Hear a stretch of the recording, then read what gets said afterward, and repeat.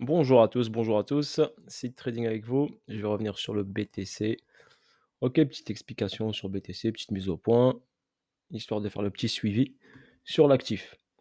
Donc on remarque bien l'actif ici, je l'ai en weekly, d'accord, sur Binance perpétuel, futur. Donc là on a cette hausse ici, d'accord, et là on a ce retracement. Ok. Donc là, on sait qu'en weekly, monthly, ok, le BTC est haussier. Ok, l'impulsion du BTC est partie de ce niveau des 3600 $ et a parti faire son attache à 69 000, 70 000, on va arrondir. Qu'est-ce qu'on remarque ici? On remarque que dans cette boîte ici, ok, où vous avez une distribution qui s'est effectuée, on a une cassure de cette boîte, ok, qui a validé cette distribution. Donc, il ne faut pas négliger ce côté-là, que cette distribution doit aller à un objectif bien précis. D'accord? L'objectif bien précis, logiquement, il est ici. D'accord? Il est dans cette poche de liquidité. Est-ce qu'on est venu dedans? Non. Ok? Ça, c'est le premier, la vision long terme. D'accord? La vision weekly, monthly. Donc, le retracement de cette impulsion haussière du Bitcoin, logiquement, doit s'effectuer dans cette boîte. Ok? Ça, c'est ma vision à moi. Vous n'êtes pas obligé d'être d'accord, hein, mais je vous donne ma vision et après, vous gérez l'information comme vous le sentez. C'est pas je suis bearish dans ma tête, ni bullish, ni c'est juste technique. D'accord?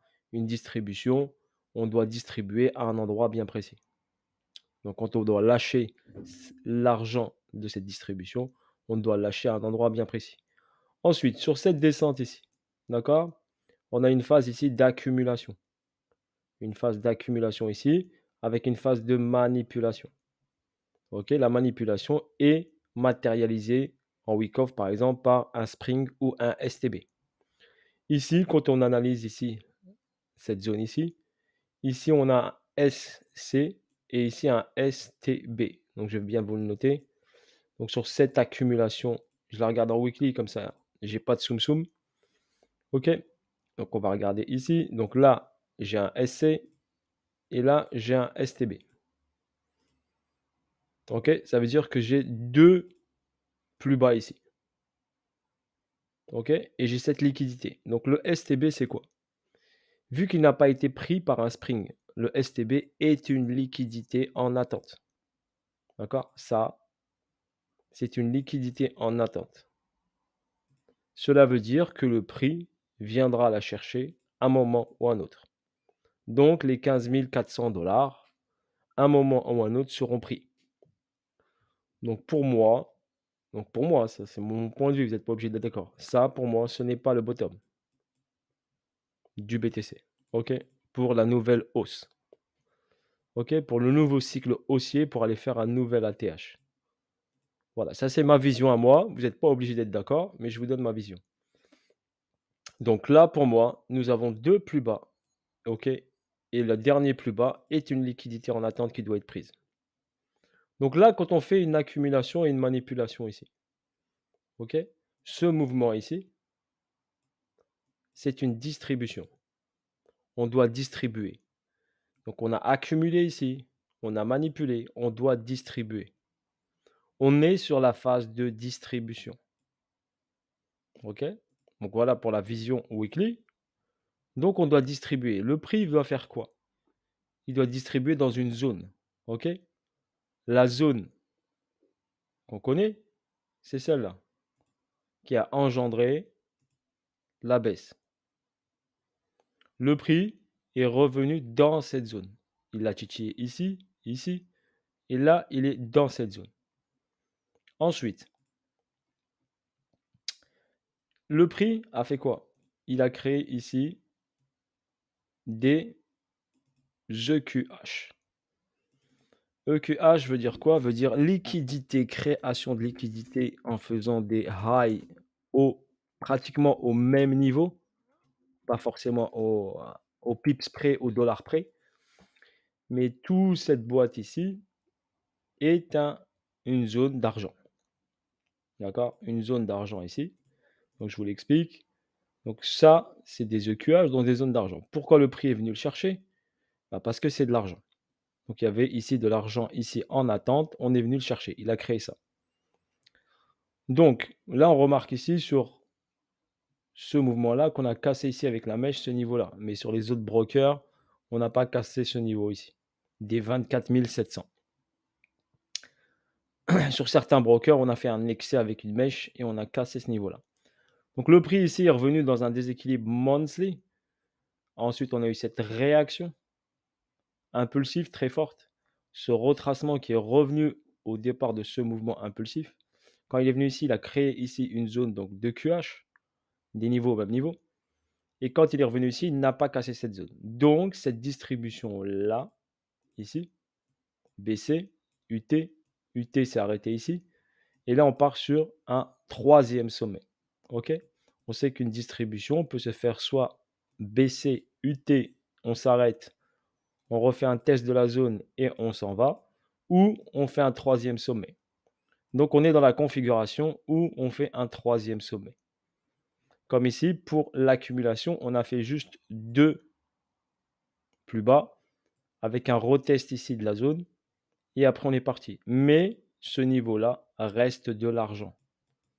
Donc, à un moment ou à un autre, il sautera. OK? Quand il aura fini sa distribution, il ira chercher où il y a de l'argent. OK? Voilà pour votre information, je vous partage ma vision. Après, vous n'êtes pas obligé d'accord. Je vous explique grosso modo ce qu'il en est. Et après, vous faites ce que vous voulez. Des informations. Il y a les gens qui sont ici, qui font partie de la Seed Trading School, OK, où on partage des analyses, on fait des calls le week-end, en soirée, et on essaye bien sûr de peaufiner et de s'améliorer en vision marché, vision trading, court terme, long terme, pour pouvoir trouver des setups et comprendre comment bouge le prix. OK, donc si vous voulez faire partie, vous avez ici l'adresse, vous pouvez envoyer votre contact si cela vous intéresse, bien sûr. Il n'y a aucune obligation à cela. Donc ici sur le BTC, ici j'ai cette impulsion baissière. Il est venu chercher donc les EQH, il est venu chercher cette zone-là. Donc au départ, il devait potentiellement possible s'arrêter ici. OK, comme il a fait ici. Mais il a voulu chercher un peu plus de liquidité, donc aller chercher une zone plus importante pour pouvoir vendre, on va dire, distribuer l'argent qui a été acheté ici et aller chercher une zone pour aller sortir toutes ces positions acheteuses et passer en position vendeuse sans impacter cette distribution. OK? L'objectif est d'aller chercher un prix pas cher du BTC. OK, je sais que vous n'êtes pas d'accord, mais un prix pas cher du BTC sera bien sûr sous les 15 000 dans la zone vers les 12 499, donc dans cette zone ici, dans cette poche de liquidité. OK, bien sûr, vous n'êtes pas obligé de croire. Pour vous, certains vont me dire: «Oui, c'est le bottom ici». Ça, c'est votre point de vue. Moi, je vous partage le mien. Soit j'ai raison, soit j'ai tort. Mais techniquement, ce que je vois, j'attends que ça se confirme, mais ce que je vois me dit qu'il y a une logique de marché. OK? La logique veut qu'on distribue à un certain endroit pour aller chercher un prix pas cher du BTC pour le racheter pas cher pour aller chercher bien sûr ensuite un beau cycle haussier comme ici par exemple. OK? Donc là, on est quoi? On est ici dans une zone ici où le prix est descendu, s'est arrêté et a fait la grince impulsion. Donc l'impulsion principale baissière, elle est ici. OK? Là, on a un gros mouvement à la baisse ici qui est parti de ce niveau-là, donc de cette boîte ici. OK? Donc de cette boîte ici et le prix vient d'y revenir. D'accord? Il n'est pas revenu ici, il vient d'y revenir, il vient de faire l'incursion dans cette boîte. OK? Cette poche de liquidité si vous préférez. Donc cette zone ici est une zone où on a eu ici un buy avant le gros sell. D'accord? C'est une zone où potentiellement, bien sûr, la force de vente est importante. Donc, il faut être très vigilant quand le BTC sera sur cette zone. il est dessus. Donc, il faut être très vigilant. Car nous pouvons avoir un retournement du prix, donc dans cette zone, un retournement du prix pour repartir à la baisse. OK? Et s'il nous valide la dernière extension haussière pour valider la distribution, OK, cela, bien sûr, sera valide et ensuite on ira chercher sous cet argent ici. Donc là, il est revenu ici dans un déséquilibre. Il y avait un déséquilibre ici de marché weekly.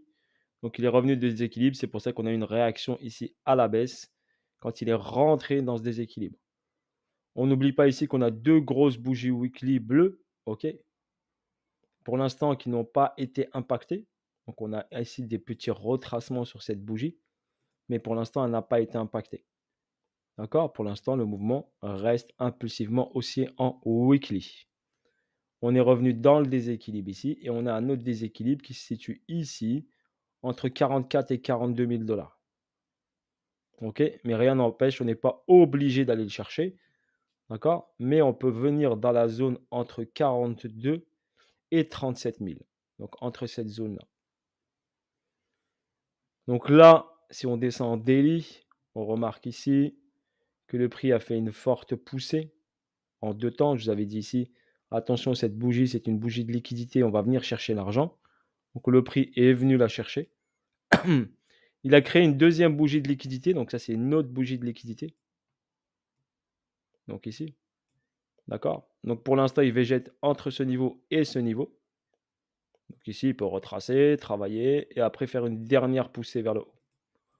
OK? Donc faites attention à ça. Faites attention au niveau. Voilà. Donc on peut avoir bien sûr une latéralisation du BTC. Si on va en 4 heures, on remarque bien qu'il est en train de latéraliser sur cette zone.